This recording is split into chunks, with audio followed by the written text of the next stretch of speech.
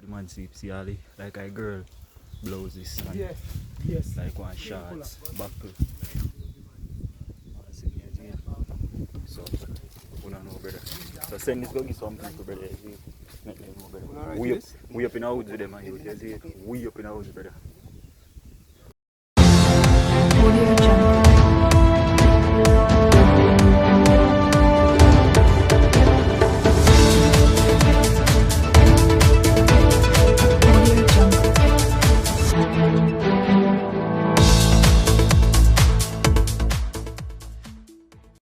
Bless up, viewers and all of my subscribers. Welcome back to JNN News Channel. Pleasant good morning. All of my newly fresh viewers, please subscribe. Turn on post notification bell so you first will be updated whenever a new video is dropped. All of my long time viewers, please hit the like button. Share the vlog. Let's get into it. Updated. Missing Portmore woman located. Family, Jubligan. The family of the 47-year-old Pamela Morgan, who went missing last Wednesday, was overjoyed after receiving news today that she was found. Her brother, Daniel Morgan, said he received the call about his sister's discovery from the police post at the Kingston Public Hospital, KPH, shortly after 1:45 this afternoon. He said the police information he informed him that a nurse recognized his sister from a Gleaner article this morning about her disappearance, who then contacted personnel at the police post and informed them that Paula was being treated at the hospital. I thought I was in a dream. I couldn't believe it. To be honest with you, I was wondering what day of the week it was. It was frightening and I was so overjoyed. I had to go run down there myself because I needed to see her myself to believe it, he told the news. The last time he saw his sister was when he left there. Last time he saw his sister was when he left their home for work on Wednesday, October the 13th. Paula, who resides in Manza, Portmore, St. Catherine, was reported missing on Saturday afternoon. She failed to return home. It was stated by a friend that she went to attend a night in the vicinity of Ochirias, St. Anne, but she never arrived. However, in a bizarre turn of events, Daniel stated that his sister was being treated at the KPH hospital last Wednesday as she turned up at a clinic feeling unwell. Hospital staff explained that they were unable to contact him as the only information his sister remembered was her brother's name. There is not the first time his sister had left home for the extended period of time, but Daniel was quickly to point out that this occasion was different, as she normally would return within 3 days or so.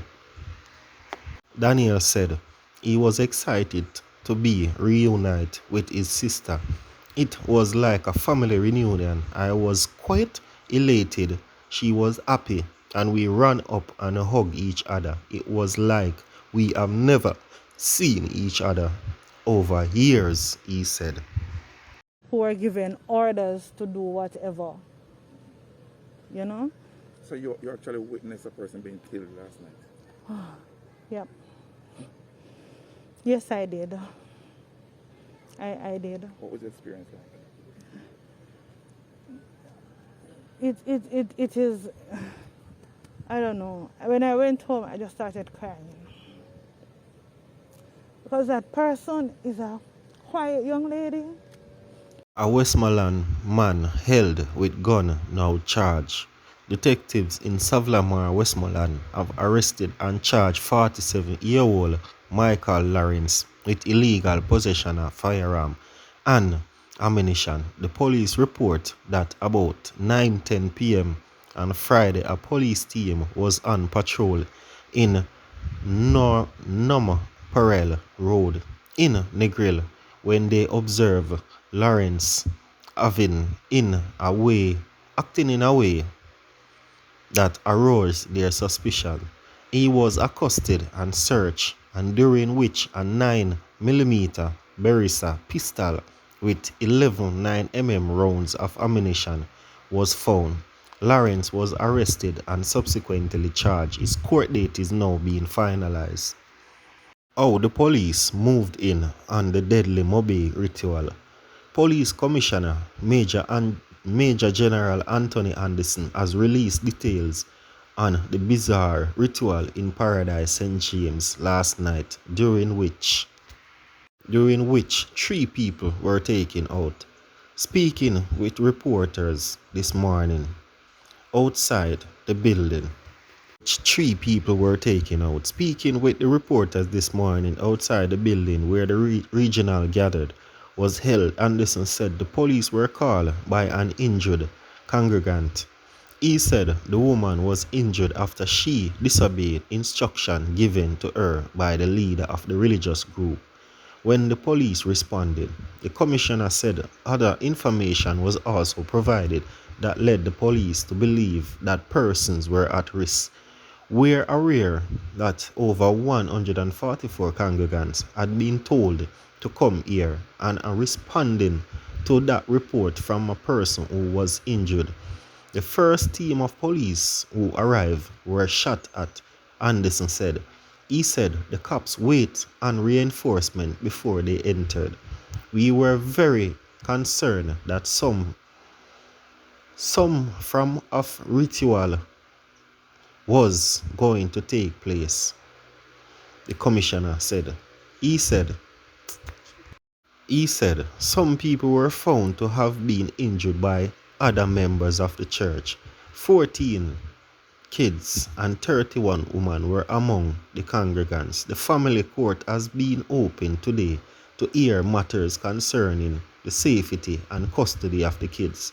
According to Anderson, entering the building, the police noticed cult-like behavior and setup.